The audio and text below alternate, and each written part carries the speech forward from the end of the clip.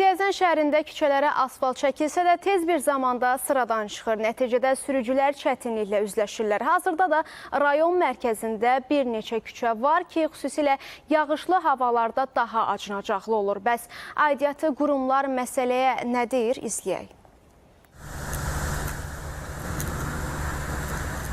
Yollar həqiqətən də bərbad vəziyyətdədir. Hətta yeni salınmış asfaltlar keyfiyyətsiz olduğuna görə, tərkibi zəif olduğuna görə dağılır.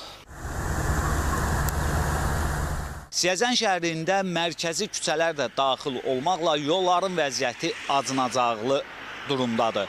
Hazırda olduğumuz elə bu küçədə də gördüyünüz kimi iri çalalar əmələ gəlib ki, bu da birbaşa olaraq nəqliyyatın hərəkətinə ciddi şəkildə maneə törədir. Sürücülərin sözlərinə görə rayon mərkəzində əksər küçələr oxşar vəziyyətdədir. Hava şəraiti dəyişəndə isə təhlükə daha da artır.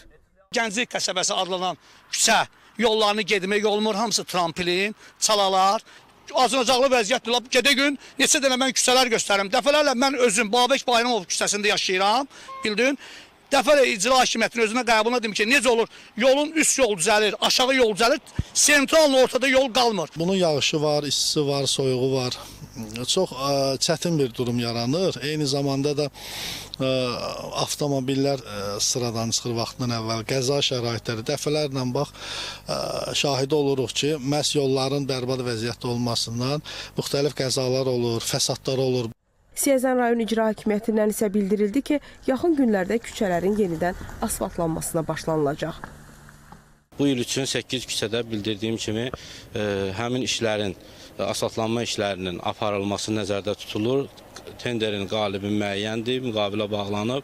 Havaların biraz yağışlı olmasına görə müəyyən müddətdə gecikmə olub, amma yaxın vaxtlar ərzində, qısa vaxt ərzində 8 küçədə asfaltlanma işinə başlanılacaq. Həmçinin qeyd edildi ki, yolların bu vəziyyətə düşməsinin əsas səbəbi gecə saatlarında iri tonnajlı avtomobillərin şəhər ərazisindən istifadə etməsidir. Rauf Əhmədov, Elçin Qurbanov, Günel Habil qızı, ASTV Xəbər.